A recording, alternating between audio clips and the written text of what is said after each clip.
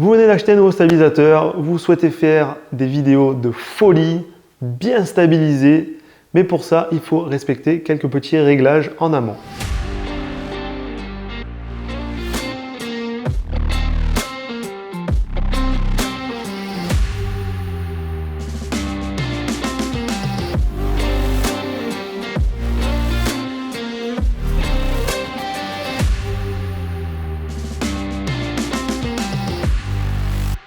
Dans cette vidéo, nous allons examiner ses caractéristiques, ses avantages et je vais vous montrer comment l'utiliser pour obtenir des images stables et surtout fluides.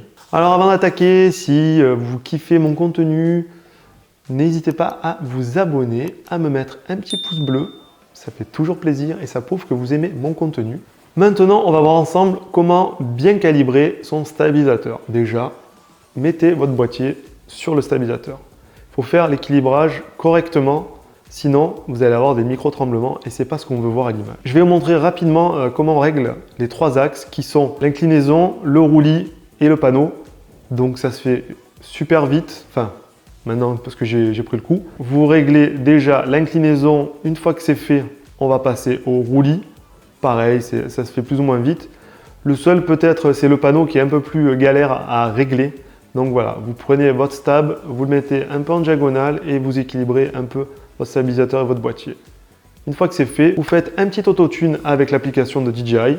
Pour commencer, voilà, ça c'est le premier réglage de base, on va dire, basique, pour commencer à vous servir de votre stabilisateur. Une fois que vous avez correctement fait votre équilibrage, on va passer en revue rapidement les modes existants sur le stabilisateur. Donc vous avez le mode M1, M2, M3. Donc je ne vais pas rentrer dans les détails pour comment les configurer, sinon la vidéo va durer 3 plombes.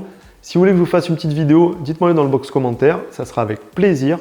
Je vous montrerai comment je les ai réglés, les vitesses, les inclinaisons, tout ça, il n'y a pas de problème. C'est vous donner vraiment 3 voire 4 petits tips à respecter pour vous servir au mieux de votre stabilisateur. Tips numéro 1, la position des mains sur votre stabilisateur. Alors, je vous conseille, enfin, c'est ce que je fais moi maintenant depuis quelques années, je mets une main en haut et une main en bas. Pour moi, c'est la position la plus confortable que j'ai trouvée avec le stabilisateur. Ensuite, une chose à pratiquer, ne tenez pas votre stabilisateur droit comme un i devant vous. C'est pas du tout conseillé. Moi, ce que je vous conseille, c'est de l'incliner légèrement vers l'avant, mais très légèrement afin de mettre le moteur du roulis en marche, ce qui va stabiliser encore plus l'image. Comme ça, vous allez avoir les 3 moteurs qui marchent en même temps. Et ça, c'est très important pour la stabilisation de l'image. Tips numéro 2, servez-vous de votre corps comme d'un amortisseur. Alors, je m'explique.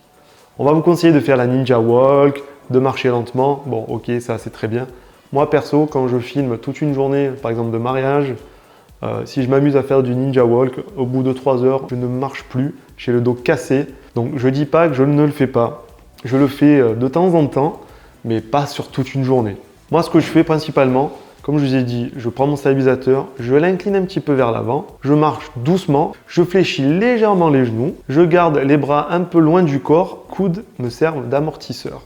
Donc coudes et genoux, en fait, ça va venir m'aider à amortir le mouvement, les pieds, pour garder une image vraiment stable et nickel. Et par moment, effectivement, je marche lentement, mais pas tout le temps. Il y a des moments où je fais des plans où je marche un peu plus vite car je dois suivre une personne. Mais c'est vrai que les 3/4 du temps, même en marchant vite, j'ai tendance à me servir des genoux et des bras, des avant-bras, des coudes et tout.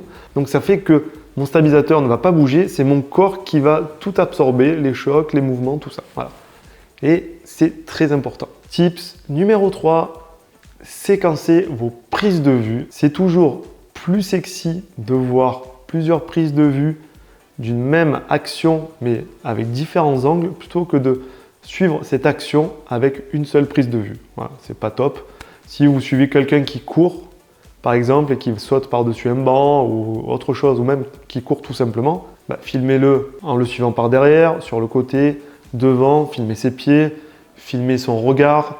Voilà, faites plusieurs styles de prise de vue différents. Ça va rendre vos plans beaucoup plus sexy. 4e tips, pour certains plans, je vous conseille de désactiver tous les axes. Ça va éviter de faire des à-coups à l'image comme je vois souvent dans des plans.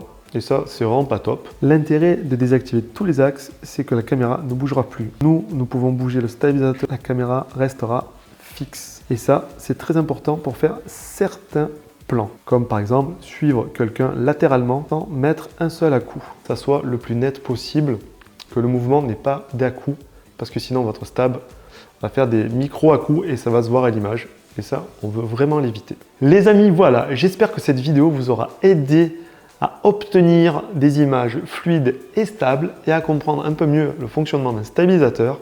Si vous avez des questions ou bien encore des commentaires, n'hésitez pas à les laisser ci-dessous. N'oubliez pas également de vous abonner, de mettre le traditionnel petit pouce bleu, ça aide au référencement, mais également ça prouve que vous aimez mon contenu. Moi, je vous donne rendez-vous la semaine prochaine pour une nouvelle vidéo et d'ici là, faites attention à vous. Allez, bye bye!